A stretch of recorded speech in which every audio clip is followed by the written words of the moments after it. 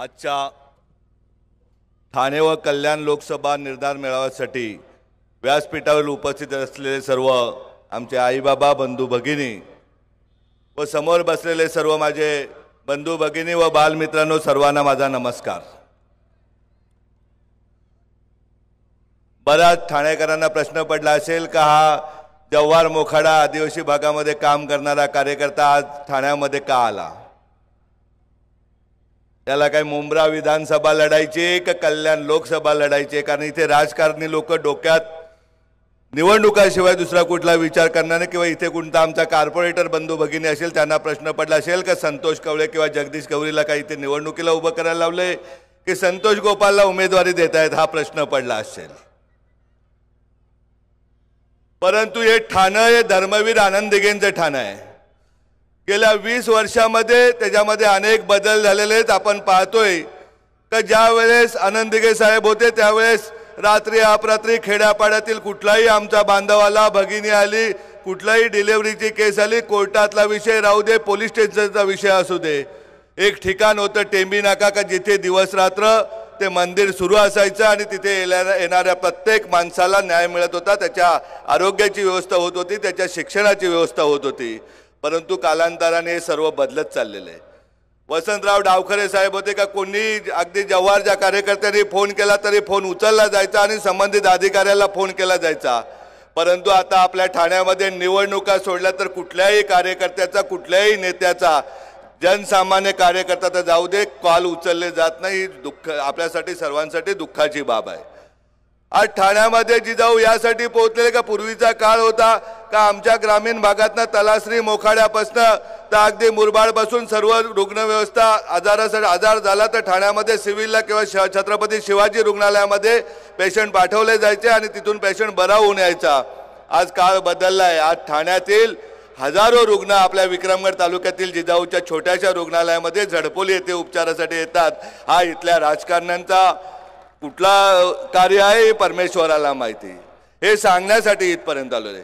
कालांतराने मी परत एकदा सांगतो, आनंद दिघे साहेब असताना कुठल्या नगरसेवकाची हिंमत नव्हती अनधिकृत बिल्डिंग बांधून त्या बिल्डिंगमधून 4 फ्लॅट घ्यायचे, कार्यकर्त्यांना पाठवून फ्लॅट घ्यायचे। आज तसं राहिलेलं आहे। आज छोटे मोठे सगळ्याकडेच प्रत्येक ठिकाणी बघायला गेलं तर ठाणे कल्याणच्या अनेक नगरसेवकांचे 100 फ्लॅट झालेले आहेत। परंतु कार्यकर्ता या डोंगराच्या झोपडपट्टीमध्येच राहतोय आणि त्या झोपडपट्टीमध्ये त्याचं जीवन जगत असतो।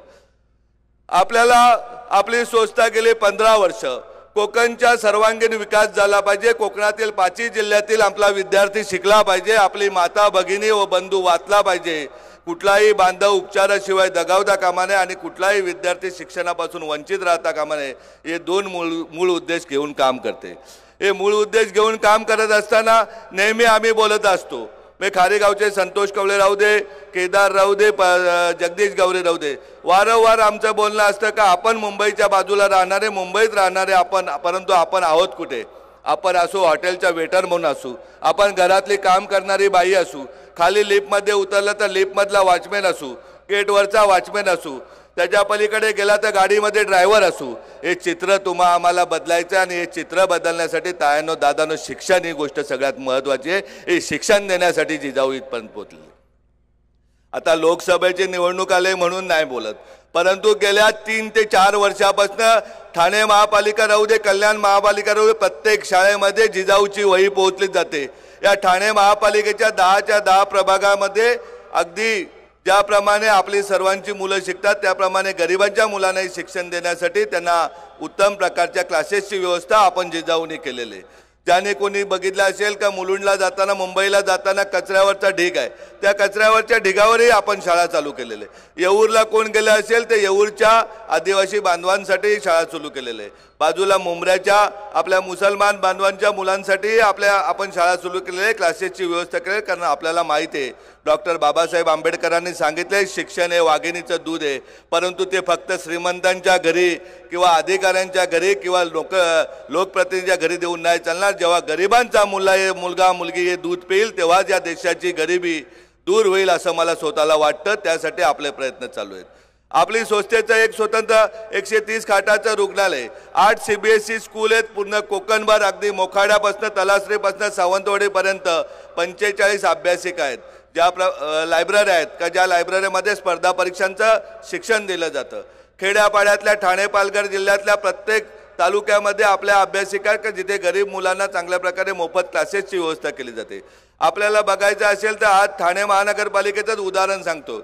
गेले 3 वर्षभर दर महिन्याला ठाणे महापालिकेच्या दर महिन्याला 15 मेडिकल कॅम्प होतात आणि त्या कॅम्पमधून निघालेला रुग्ण हा तुमच्या आमच्या घरातील रुग्ण असून त्याला प्रत्यक्षात अगदी सर्दी खोकल्यापासून कॅन्सरपर्यंत कुठल्याही बांधवाला भगिनीला आजार झाला तरी त्याला पूर्ण बरं करण्याचं काम आपली जिजाऊ करते।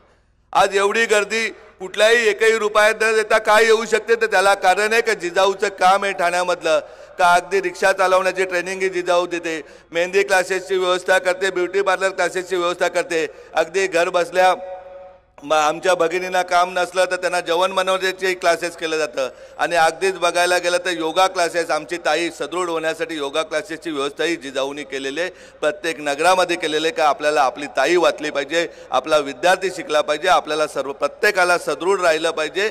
या देशाचे नागरिक म्हणून आपण काम करत असताना आपली ड्युटी आहे का या समाजातील आपले जे कोणी दुर्बळ आहेत त्या दुर्बलांना आधार देऊन त्यांनाही सबळ बनवण्याचं काम आपली जिजाऊ करते।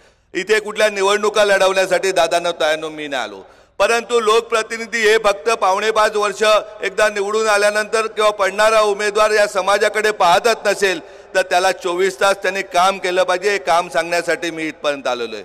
असे जर लोकप्रतिनिधी काम करणार नसतील तर 24 तास काम करण्यासाठी जिजाऊ तयार आहे। मग कल्याण लोकसभेची उमेदवारी आमच्या संतोष कवळेला जरी उद्धव साहेबांनी दिली तरी सुद्धा आम्ही संतोष कवळे आमचा उमेदवार म्हणून जाहीर करू एवढं नक्कीच तुम्हाला सांगतोय। आपल्याला आपल्या माणसाला मोठं करायचंय का जो माणूस जमिनीवर चालला पाहिजे, जमिनीवर चालून समाजाचं भान असलं पाहिजे का हा समाज माझा आहे, या समाजाच्या सेवेसाठी मला नेमणूक केलेले। आपण पाहतोय राजकारण हे घटनेने दिलेलं समाजकारणाचं एक उत्तम साधन आहे, परंतु आपल्या सगळ्यांचा अज्ञानाचा गैरवापर करून किंवा आपण गरिबीत असल्याने आपण काय बोलू शकत नाही। एकदा मतदान झाल्यानंतर त्या मुलं लोकप्रतिनिधी निवडून आल्यानंतर प्रचंड हवेत असतो आणि तो 4.5 वर्षानंतरच परत आपलं दार उघडतो, तोपर्यंत किती पैसे कमावू आणि किती नको अशी परिस्थिती या आपल्या ठाण्याची झालेली। ही ठाण्याची परिस्थिती बदलण्यासाठी जिजाऊ इथपर्यंत आलेले। या लोकांना भान नाहीये का किती हजार कोटीचे धनी व्हाल तुम्ही, 10,000 कोटीचे व्हाल, 20,000 कोटीचे व्हाल, 50,000 कोटीचे व्हाल, एवढे पैसे कमावून ते पैसे काय तुमच्या बरोबर येणार आहेत का? तुमच्या 100 पिढ्या या आलसी होतील। आपल्याला महाराष्ट्रातली उदाहरणं आहेत राजकारण्यांची का ज्या राजकारण्यांनी खूप मोठा पैसा कमावला होता त्यांची दुसरी पिढी नाही, ते गेल्यानंतर त्यांचे मुलं दारोदार फिरतायत पैशासाठी, अशी परिस्थिती आहे। कारण ते हे लोक ज्यांच्या नावावर पैसे ठेवतात ते सर्व आपले परप्रांतीय बांधव असतात। ज्या दिवशी राजा गेला त्या दिवशी हात वरती करून फरार पंक्षी होतात। त्यामुळे आता ठाणेकरातील राजकारण्यांनी कान उघडून ऐकण्यासाठी मी त्यांना बोलण्यासाठी इथपर्यंत आलेलो आहे। जो पैसा समाजातून मिळालेला पदातून मिळाला आहे तो या ठाण्याच्या विकासासाठी कल्याणच्या विकासासाठी आपण वापरला पाहिजे आणि तो वापरावा यासाठी विनंती करायला मी इथपर्यंत आलेलो आहे। आपल्याला माहिती आहे की एकटा माणूस मोठा होऊन काय नाही होणार, जेव्हा तळागाळातील गरीब माणूस जेव्हा मोठा होईल, गरिबांची मुलं चांगलं उच्च शिक्षण घेऊन चांगल्या अधिकारी पदावर बसतील, आपल्यातीलच मुलं जेव्हा व्यवसाय करतील आणि व्यवसाय करून जेव्हा मोठे होतील आणि त्यांनी मोठे होऊन त्यांनी एकमेकाला हात दिला तर मला वाटत नाही का आपल्याला अशी समोरची झोपडपट्टी दिसते किंवा इंदिरानगरची झोपडपट्टी दिसते, या सगळ्या झोपडपट्ट्या बंद होऊन प्रत्येक माणूस हा आनंदाने राहील अशा प्रकारची मला खात्री आहे, ते सांगण्यासाठी इथपर्यंत आलेलो आहे। आपल्याला माहिती आहे का आपल्या मुलांना तुम्ही आता काळजी करू नका, दिघे साहेब नसले तरी सुद्धा जिजाऊ ही छत्रपती शिवाजी महाराजांच्या मातेच्या नावाने संस्था आहे। दिवस रात्र तुम्ही जेव्हा सांगाल अडचण तुम्हाला आहे त्यावेळेस या ठाणं सांभाळणारे उद्या केदार चव्हाण, परेश कारंडे हे आपल्यासाठी 24 तास आपल्या सेवेसाठी असतील। आपण फक्त आवाज द्या, कुठलीही आरोग्याची समस्या राहू दे, शिक्षणाची समस्या राहू दे, रोजगाराची राहू दे किंवा आमच्या कोणाच्या जमिनीवरती कुठला धनदांडगा येऊन जर दादागिरी करत असेल तर भूमिपुत्र म्हणून आम्ही त्यांच्या बरोबर असू एवढा शब्द आपल्याला देतोय। बघतोय ना मी आमचे संतोष कवळे गेल्या 20 वर्षभर कागद फिरवतात बाजूच्या टोल नाक्याच्या बाजूच्या जमिनीच्या, या जमिनी या इथल्या आगरी माणसांच्या जमिनी आहेत, त्यांच्या कुटुंबियांच्या जमिनी आहेत, परंतु सगळेच राजकारणी आहेत ते त्या बिल्डर लोकांचे पार्टनर असल्याने आमची लोक दाद मागायला गेल्यावर महसूल खात्यावर मॅनेज होतं, पोलीस खातं मॅनेज होतं, पोलीस खात्यातनं दादागिरी करून आमच्या लोकांना अडवलं जातं, तिथनं हलवलं जातंय। आता काय काळजी करू नका संतोष कवळे, आपण पाहतो या देशामध्ये न्यायव्यवस्था अद्याप जिवंत आहे। ज्या वेळेस भूमिपुत्रावर अन्याय होईल, गरिबावर अन्याय होईल त्या वेळेस जिजाऊ त्याच्या बरोबर असेल हे सांगण्यासाठी मी इथपर्यंत आलेलो आहे। आज निर्धार करावायचा आहे, निर्धार करायचा आहे तायांनो, दादांनो. आपल्याला आपल्या स्वतःच्या आरोग्याचा निर्धार करायचा आहे, आपल्याला आपलं स्वतःचं आरोग्य व्यवस्थित झालं पाहिजे. आपल्याला शिक्षणाचा निर्धार करायचा आहे. येताना लहान लहान मुलं खूप भेटले.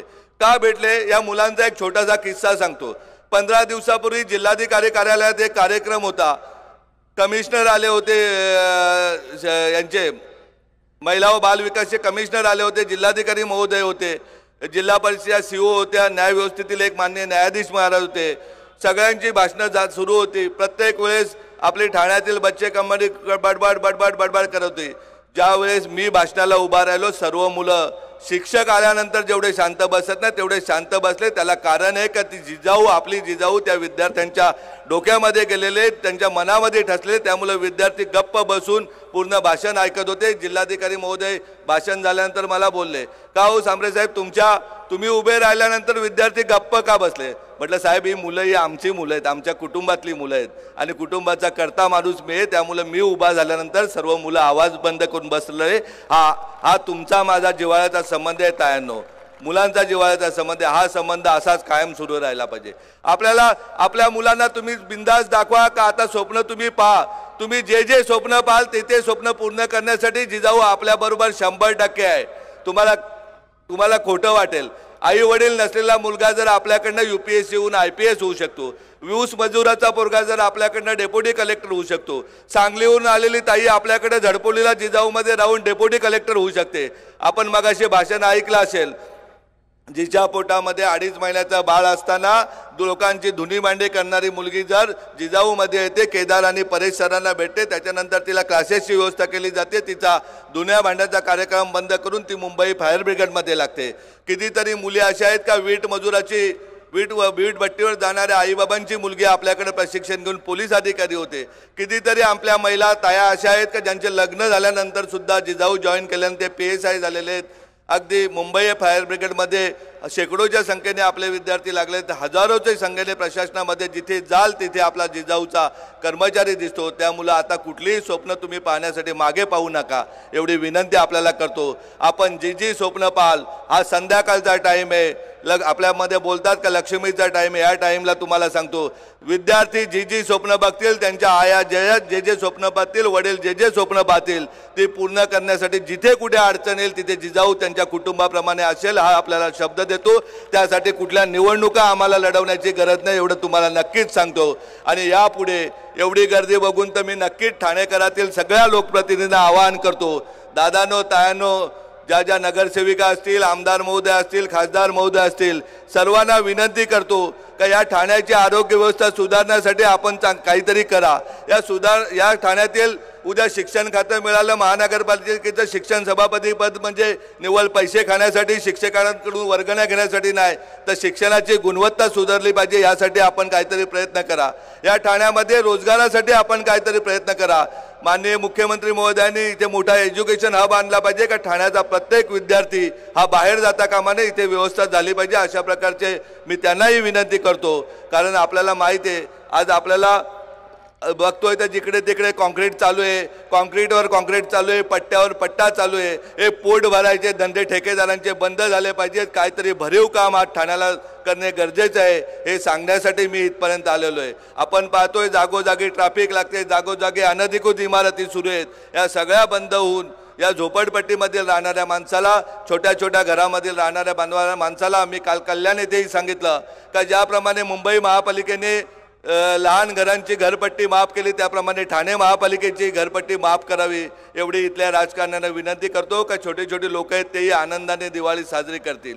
आज आपण पाहतोय महागाई प्रचंड वाढलेली, बेकारी प्रचंड वाढले, माणूस माणसाला खायला लागलेला, अशी परिस्थिती आज आपल्या राज्यामध्ये देशामध्ये झालेली आहे. ही परिस्थिती बदलण्यासाठी दादांनो, तायांनो, एकच मार्ग आहे का आपल्याला आपल्या मुलांना शिक्षण चांगलं दिलं पाहिजे, गुणवत्तेचं शिक्षण दिलं पाहिजे. त्यांना स्वप्न दाखवून त्यांची स्वप्न साकार आपण केली पाहिजेत. आणि जेव्हा त्यांची स्वप्न साकार होतील तेव्हा या ठाण्यामध्ये प्रत्येक माणूस, कल्याणमध्ये प्रत्येक माणूस हा स्वाभिमानी होईल. अशी कधी वेळ येणार नाही. आपण बघतोय आज अशी परिस्थिती झाली. ठाणे कल्याण लोकसभा बघितलं, दोन्ही ठिकाणी फक्त दहशतीचं वातावरण होतं. आज देशामध्ये जगामध्ये आपलं नाव हसू झालेलं आहे.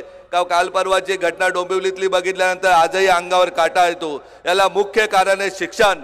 आणि राजकारण्यांनी भडकावलेली डोकी, ही डोकी का भडकू शकतात तर आपल्याला आपलं शिक्षण नाही आणि हे शिक्षण घेऊन चांगल्या प्रकारे आपली लोक अगदी पोलीस कॉन्स्टेबल पासून SP पर्यंत CP पर्यंत आपलाच माणूस बसला पाहिजे, अगदी गावच्या तलाठ्यापासून जिल्हाधिकाऱ्यापर्यंत ठाण्याच्या जिल्हाधिकाऱ्यापर्यंत आपलीच विद्यार्थी बसले पाहिजे, विद्यार्थिनी बसले पाहिजे, नगरपालिकेच्या साध्या कर्मचाऱ्यापासून शिपायापासून महापालिकेचा आयुक्तही आपलाच बसला पाहिजे। यासाठी तुम्ही आम्ही सर्वांनी एकत्रितपणे प्रयत्न केले पाहिजेत।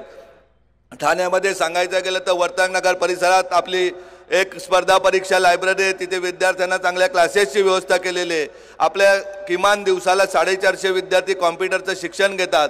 ज्याला कोणाला कॉम्प्युटरचं शिक्षण घ्यायचं आहे त्यांनी प्रत्येकाने तिथे सहभागी व्हावं, जसे नंबर येतील त्याप्रमाणे त्यांना प्रशिक्षण दिलं जाईल। स्पर्धा परीक्षाबाबत जेवढे विद्यार्थी येतील त्यांना नक्कीच त्यांची गुणवत्ता बघून त्यांना प्रवेश देऊन त्यांना मोफत शिक्षण दिलं जाईल। आणि आपल्या संस्थेचं एकच विशेष आहे, जो कमावलेला मेहनतीने आलेला पैसा आहे हा आपल्या समाजाचा आहे आणि समाजाचे आरोग्य, शिक्षण, बेरोजगारी या सर्वासाठी आपल्याला आम्हाला एकत्रितपणे वापरायचं आहे।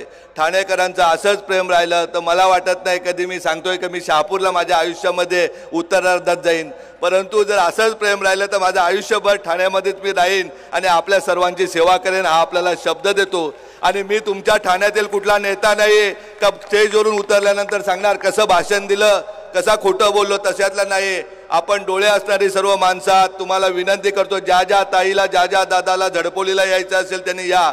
इथं फार तर 65 किलोमीटरवर आहे का एका 200 लोकवस्तीच्या गावामध्ये 130 खाटाचं रुग्णालय का अगदी ज्युपिटरलाही मागे पडेल आणि मोफत रुग्णालय। अशी CBSE स्कूल आहे का सिंगानियाच्या पेक्षा 100 पटीने पुढे आणि तिथे गरीबातल्या गरीब मुलापासून श्रीमंतांच्या मुलांना, अगदी माझी मोनिकाची मुलं तिथं शिकली का त्यांनाही मोफत शिक्षण आहे। देशामध्ये आपण पहिला एक प्रयोग करतोय का आता आमची संतोषची मुलगी डॉक्टर झाली पण ते 10वी नंतर तिने नीटचे क्लासेस केले। आपण इयत्ता 9वी पासून नीटचे क्लासेस करतोय का गरिबांची मुलं ही डॉक्टर झाली पाहिजेत, MBBS MD MS डॉक्टर झाली पाहिजेत। कारण डॉक्टर की हा आपण पाहतोय खेड्यापाड्यापासून शहरापर्यंत व्यवसाय झालेले आहे। ही 100% सेवा देण्यासाठी आपल्याला तुमची आमची मुलं शिकून चांगले डॉक्टर करण्यासाठी नीटच्या क्लासेसची व्यवस्था केलेली आहे। आपली परिस्थिती बदलायची तर नुसता ITI होऊन आपली परिस्थिती नाही बदलणार, पोलीस कॉन्स्टेबल क्लर्क होऊन पण नाही बदलणार। आपल्याला आपली मुलं ही IITला पाठवण्यासाठी इयत्ता 9वी पासून आपण JEEचे क्लासेस सुरू केलेले आहेत। आपण स्पर्धा परीक्षाबाबत म्हणायचं गेलं तर इयत्ता 9वी पासूनच फाउंडेशन क्लासेसची व्यवस्था केलेली आहे का आपल्याला वयाच्या 21व्या वर्षी मुलगा हा पंतप्रधान कार्यालय चालवणारा बसला पाहिजे, हे आपलं स्वप्न आहे। आपल्याला न्यायव्यवस्थेमध्ये अगदी ठाण्याच्या सिव्हिल न्यायालयाचे ते न्यायाधीश आपले झालेच पाहिजेत, परंतु मी ॲडव्होकेट विशाल पाटीलना नेहमी सांगत असतो, पाटील साहेब अभ्यास करा, तुम्हाला अशोक मुंदर्की किंवा कपिल सिब्बल सारखं पुढे जायचं आहे। त्यासाठी सांगतोय का आपल्याला न्यायव्यवस्थेमध्ये आपली मुलं घालवण्यासाठी अगदी सुप्रीम कोर्टाचे चीफ जस्टिस पर्यंत आपले विद्यार्थी जाण्यासाठी इयत्ता 9वी पासूनच कायद्याचं शिक्षण देण्याचं काम आपली जिजाऊ करते। आपल्याकडे पैसे आले तर पैशाचा विनियोग आपल्याला गाववाल्यांना करता येत नाही, त्यासाठी CA क्षेत्रामध्ये CAचंही फाउंडेशन इयत्ता 9वी पासूनच आपली जिजाऊ करते। उरले सोरले जे 70-80% जे आहेत माझ्यासारखे तुमच्या आमच्यासारखे त्यांना व्यवसायाचंही शिक्षण दिलं जातं आहे, परंतु देशाशी प्रामाणिक राहून इमानदारी ठेवूनच आपण व्यवसाय केला पाहिजे। आणि आपल्याला आलेला व्यवसायातून पैसा हा आपल्या कुटुंबाव्यतिरिक्त उरलेला पैसा हा समाजाचा आहे आणि समाजाच्या उत्कर्षासाठी आपण तो पैसा लावला पाहिजे। निवडणुका आल्या, आम्ही काल कुठेतरी एक व्हिडिओ ऐकली काय निवडणुका आता नुकताच येणाऱ्या लोकसभा निवडणुकीमध्ये कालच्या एका वक्त्यांनी सांगितलं होतं कल्याणच्या की 1 लाख कोटीचा चुराडा होणार आहे। 1 लाख कोटी रुपये कशाला म्हणतात का एका राज्याचं बजेट झालं तर अशी कधी वेळच आली नाही पाहिजे। आपण कामच असं तुम्ही आम्ही चांगलं करू का आपल्यातील एखादा बांधव निवडणुकीला उभा राहिला तर निवडणूक खर्च जर 90 लाख रुपये लोकसभेचा असेल तो 10-20 लाखातच निवडून आला पाहिजे। अशा प्रकारची व्यवस्था आम्हाला करायची। राजा छत्रपती शिवाजी महाराज, मासाहेब जिजाऊ, डॉक्टर बाबासाहेब आंबेडकर यांना अभिप्रेत असलेली लोकशाही आम्हाला सर्वांना द्यायचे। आपण सर्वजण आलात, भाषण खूप लांबलंय माझं, परंतु एवढ्या सगळ्या आमच्या भगिनी बालक बघून बंधू बघून भाषण वाढतच गेलं, परंतु आपल्याला सर्वांना विनंती आहे कधीतरी झडपोलीला या आणि आपण बघा ज्या गावचा सरपंचही मी होऊ शकत नाही त्या गावामध्ये कुठलीही वर्गणी न मागता कशा प्रकारे विकास काय असतो त्या विकासाचं नवीन मॉडेल तुम्ही बघून घ्या। आणि मला माहिती आहे मला एकट्याला मोठं नाही व्हायचंय तर तुमच्या आमच्यातील प्रत्येकाला मोठं करण्यासाठी जिजाऊ कटिबद्ध आहे हा आपल्याला शब्द देतो आणि थांबतो। जय हिंद, जय महाराष्ट्र। परत एकदा थांबताना ठाणे जिजाऊ टीम, जगदीश गवरी, संतोष कवळे, संतोष गोपाल या सगळ्या आमच्या कार्यकर्त्यांचं मी अभिनंदन करतो. खूप चांगलं त्यांनी आयोजन केलं होतं, नियोजन केलं होतं. आणि ठाण्याच्या पत्रकारांचं अभिनंदन करतो, कारण ते आयुष्यभर आमच्यावर प्रेम करत आलेले आहेत. त्या सर्वांचं अभिनंदन करतो आणि थांबतो. जय हिंद, जय महाराष्ट्र.